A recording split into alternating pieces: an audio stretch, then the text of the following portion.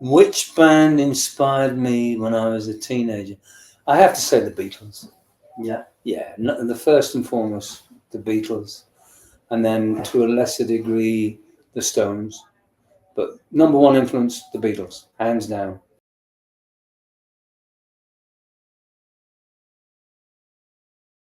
Ah, um, I would love to do a masterclass. It's funny, I was approached to do a masterclass quite a few years ago.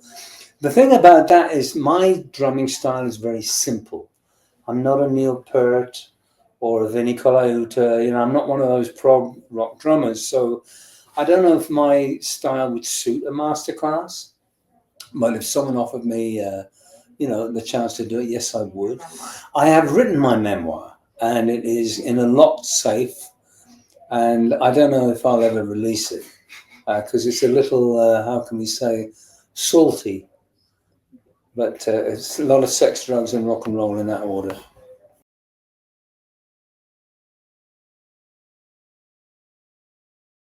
I guess the first one that really springs to mind was when Free appeared at the Isle of Wight Festival, which was England's answer to Woodstock. And that was approximately 600,000 people on this huge hill. And no monitors in those days. There were no monitors. We just relied on... but flying into over the crowd in the helicopter and looking down and thinking, oh my God. Yeah, that was... first appearance at Madison Square Garden with Bad Company. That's pretty memorable. And then a stupid one was end of one of our American tours. And the road crew always play pranks on us. And I was doing a drum solo and it was going down really well. I mean, the crowd were going nuts. And I'm flailing away and suddenly my drumstick hit something. And it was a huge inflatable King Kong. The road crew were lowering down onto my head. So they were applauding King Kong, not my drum solo. That was a few of the things that's happened to me.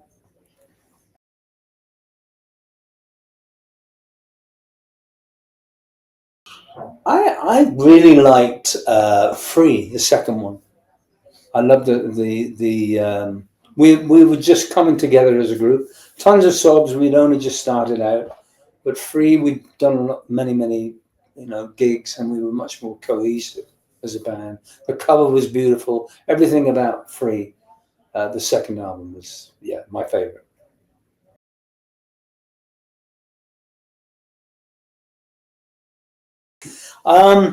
That's really hard to. There's two that kind of stand out straight away. Ready for Love, Bad Company's version of Ready for Love, and Can't Get Enough, which was on the first album. I was 25 and I was just really coming into my own. Those two kind of stand out for me.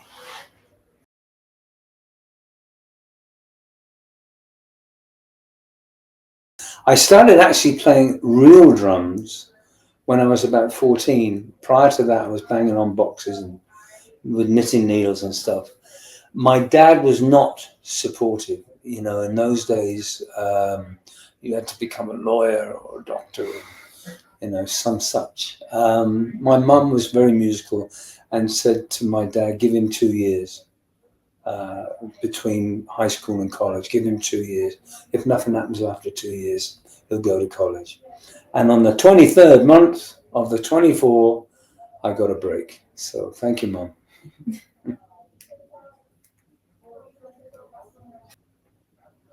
I would have to say the three kings, Freddie King, B.B. King, and Albert King. Sorry to lump them all together, but it's kind of hard to just cite one blues influence, but those three guys wrote the book for me.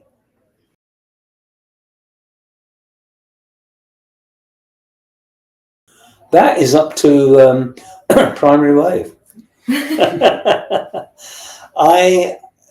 I would embrace it. I would love to see it out on vinyl. It's kind of out of my hands, but thank you for that very interesting question. Yeah.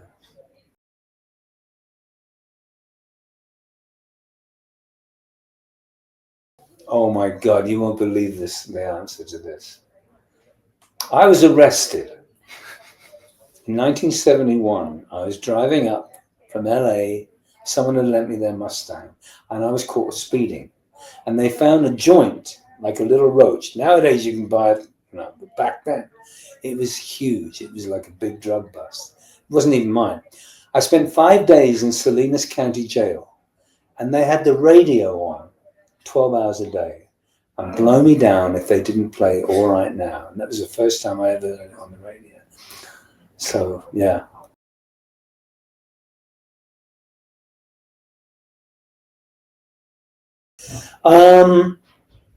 Remo drumheads, REMO. Most drummers out there know they're like the most.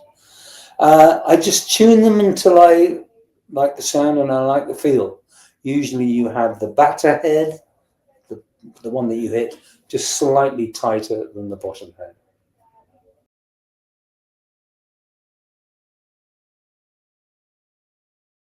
Please vote for us. I would love to see. I mean, quite honestly, if for no one else and for Mick Ralphs, who's had a stroke, incapacitated. But I really would love to see us in. So cast your votes, please.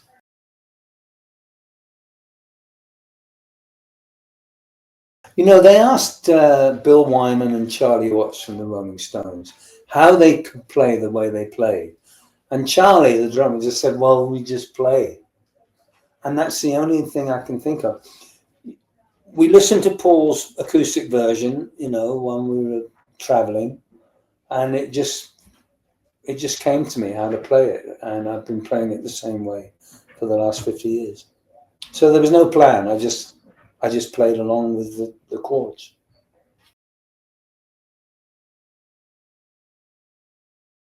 Oh, smaller. Definitely smaller. The thing about big stadiums is that you become more of a spectacle than an audio. People can't really hear you. They have to watch you on jumbo screens, and there's a delay from this. You hit the snare and they will hear it 2 seconds later. They're horrible. Big gigs are horrible. So I really like small, intimate shows.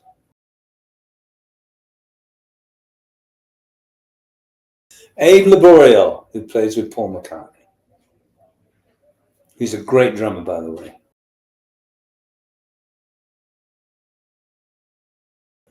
Well, they're not so new, and being an old geezer, I don't really keep my ear to the ground that much. But the band that's knocked me sideways in the last few years is Paramore. They're wonderful. Hayley Williams, I mean, they're just, and Zach Farrow, the drummer. I know they've been around a while, but they constantly knock me out. They're a wonderful band. Yes, I would. I love playing. I miss playing because Paul is because of health problems. We're not bad company, not playing anymore, and I do miss playing. So yeah, I would. Oh, let me think. Starting at the deep end, the Beatles, because the Beatles songs are not easy to play along guitar chord wise. So yeah, I learned early Beatles, Revolver, Rubber Soul, those albums, and then to make life a little easier, I would listen to blues albums, which is just 3 chords. But between the blues and the Beatles, that's how I started playing guitar.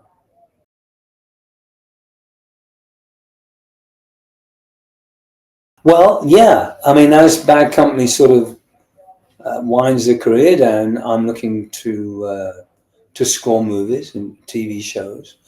I've done a couple of little ones, indie things, just to dip my feet in the water, so to speak.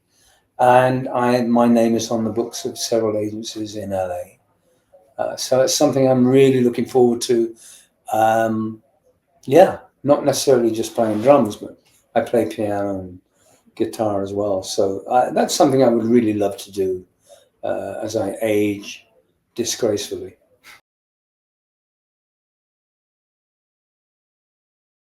Koss, we called him Koss because there were 2 Pauls in Free, Paul Rogers and Paul Kossoff. So we always knew Koss as Koss. Koss, believe it or not, was the driver of the band.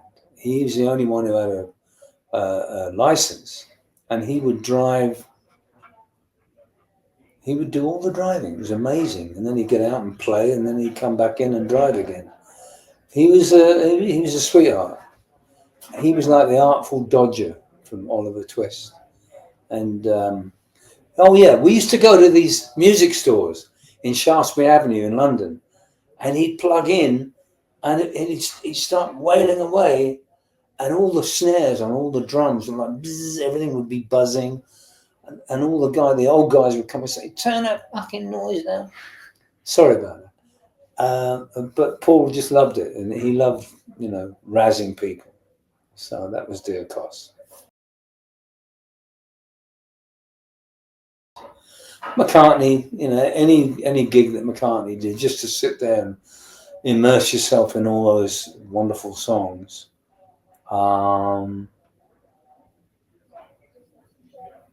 Carnegie Hall, there was a pianist. I love classical music. Forget the name of the lady, but she was incredible. I saw Hendrix years ago, and he couldn't tune his guitar. He had no idea how to really tune his guitar, but it didn't matter. So off the top of my head, yeah, those are the three that stand out. I would say I love Warren Haynes because he's a wonderful blues player. McCartney again on bass. Chuck Leavell on keyboards. I don't want to piss people off. They say, well, why didn't you mention me? But the top of my head, yeah, that would be quite a band. McCartney, Warren Haynes, and Chuck Leavell.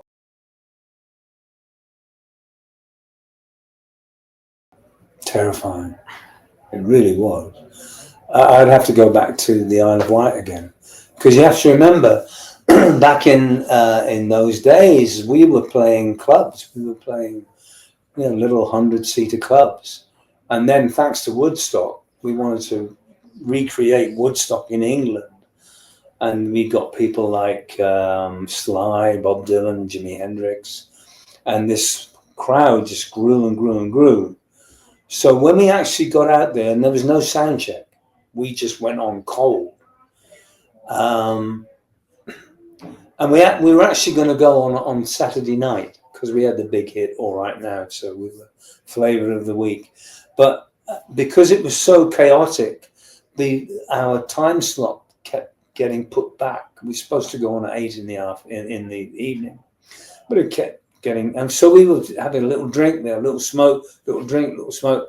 By 10 o'clock, we were pretty out of it. And our manager said, "You're not going on tonight. You're going to come on tomorrow morning, Sunday morning," which is what we did. And you know what? It was beautiful because we'd had a glimpse of what it was like, and it terrified us. But Sunday morning, everyone was peaceful and quiet. They were rolling out of their sleeping bags, and the sun was up, and it was a beautiful Sunday morning, and we killed it. So it was that was our baptism of fire.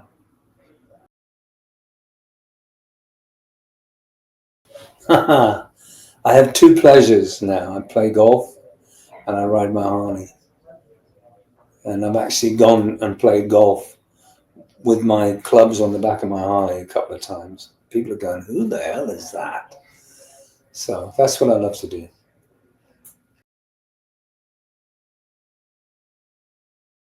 It was amazing to be asked to play alongside one of the greatest drummers ever. It was daunting, but I held my own. And we rehearsed in his little hotel room. I thought we did Whole Lot of Love, and I thought we were going to go to some warehouse with two kits and lasers and dry ice. No, we just sat on twin beds, and we went through the song. Then I got up there. It was in Munich, Germany, and yeah, it was good. It was cool, wonderful.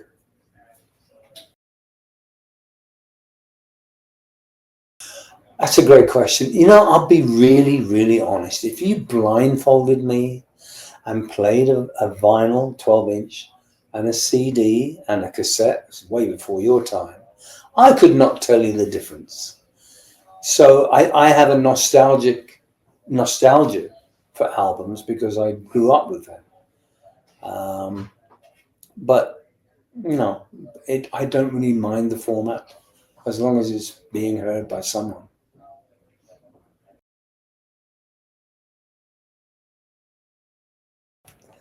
Well, I remember with Free, I was raised in Bristol in the west country of England, and there's a famous hall called Colston Hall in Bristol, and we played there. Free, we were headlining on the back of All Right Now, and we all went round to my mum and dad's little apartment, and they all sat there like little boys. And mum and dad had been to the show, and they said it was so loud, which was cool. That was all right. But they were very proud of me. And I gave Dad my first gold album. He put it in his little room. Yeah, good question.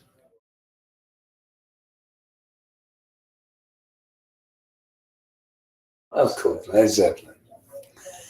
What happened was we just formed the band. We just formed Bad Company.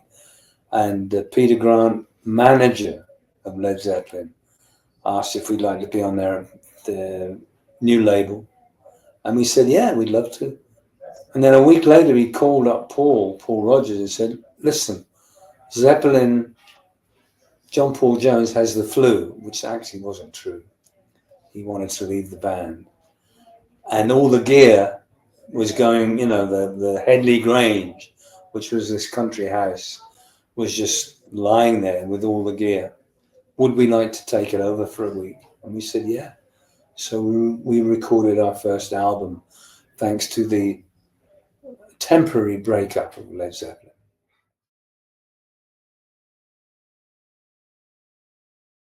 Well, Fire and Water was recorded in two studios. The majority was recorded in this little Trident Studios in St Anne's Court, which was in the West End of London, and it was surrounded by brothels. It was surrounded by these apartments with little bells on it saying, Ruby, Marigold or Donna. And in a small door was Trident Studios. So we spent most of our time recording, thank you. And the engineer was Roy Thomas Baker, who went on to become Queen's producer. And All Right Now was actually recorded in Basing Street, which was across town in Island Records. But the most of it was recorded in St Anne's Court, Trident Studios.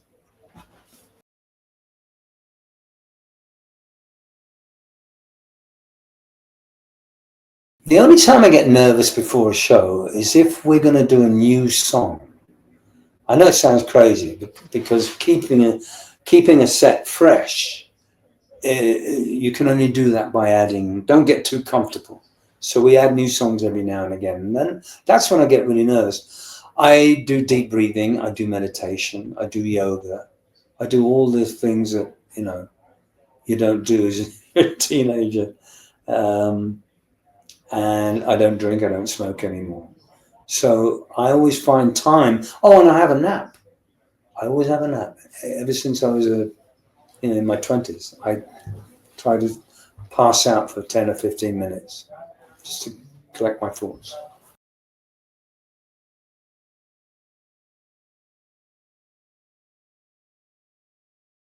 Not really. No. Sorry. If I do, I've probably forgotten the name of them, but I like Japanese food. So go figure. Actually, Ruth's Chris Steakhouse in Nashville. Very nice.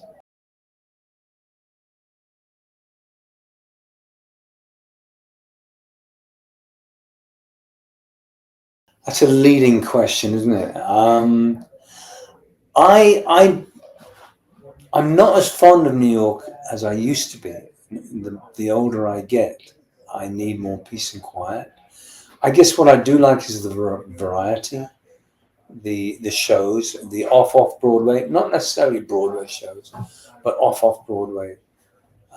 There's so many great theater troops out there. And of course the music. Brooklyn, Manhattan, even the Bronx, man, these great clubs. So there's a huge variety of entertainment. But I'm hankering more for the peace and solitude of the country.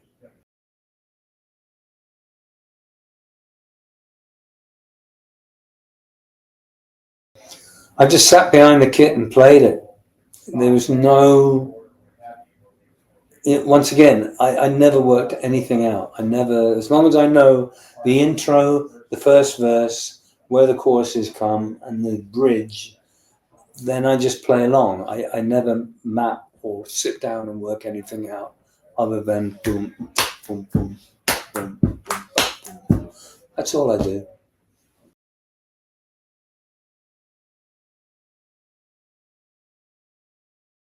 Well, I love the Steeler.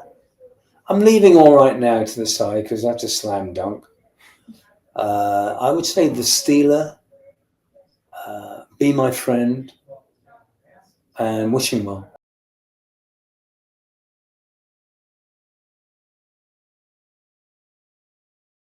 Yeah, Mr. Big is really hard. The slower the tempo, the harder it is to play, believe it or not. And Mr. Big is like molasses coming out of a cold bottle. That's a really good question. I actually got to play it with Warren Haynes, who called me up out of the blue a few years ago. He grew up listening to Free and said, listen, we're playing at the Beacon. Would you come and play Mr. Big? I said, Warren, I haven't played it for 60 years, but I'll give it a shot. And it came out okay. But yeah, the slower the tempo, the more difficult it is to play. Okay, so back in the 60s, you're all listening, sitting comfortably, back in the 60s, there were names, they were like nebulous names. There was Taste, there was Yes, there was Clouds. There were these sort of weird names like Country Joe and the Fish, weird names. And we had our first rehearsal as Free. We didn't know what to call it, the band. And a friend of ours came into where we were having the rehearsal. We're having a break. And he said, guys, you sound fantastic. You know, and we knew right then that we were going to be a band, but we needed a name. And he said, well, what are you going to call yourselves? And we said, I don't know. He said, well, listen, I had a band. His name was Alexis Corner, by the way, a very famous old blues man from England. He said, I had a band called Free at Last. And obviously, you know, you can't call yourself Free at Last. Why don't you call yourself Free?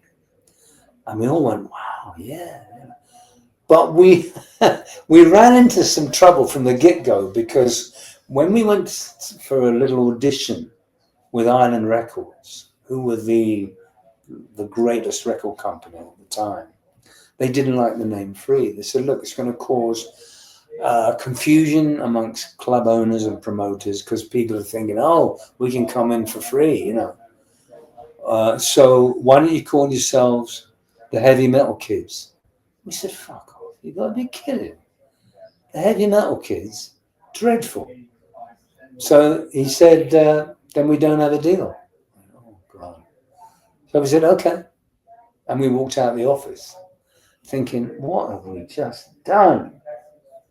And he called, his name was Chris Blackwell, the head of Island Records. He called us up later that evening and said, we'll give it 6 months. You've won this first round. We'll give it 6 months. And we never looked back. I would say Burning Sky, because it's got a tricky little what I call a hiccup beat. It's kind of hard to get into that groove. But the others, they're all pretty straightforward. Bad Company can be a challenge, especially when there's a huge crowd and people start clapping. They try and clap in time, and because of the size of the venue, they're never in time. You know what I mean? So we can't say, please don't clap, because it's disrespectful. But when they start clapping, it's like, no. But Bad Company and Burning Sky is pretty difficult to play, yeah. No, I just please vote for us to get in the Hall of Fame. It's been an honor to listen to some of these great questions, and maybe we'll do it again further down the road. So thanks for now. Bye-bye.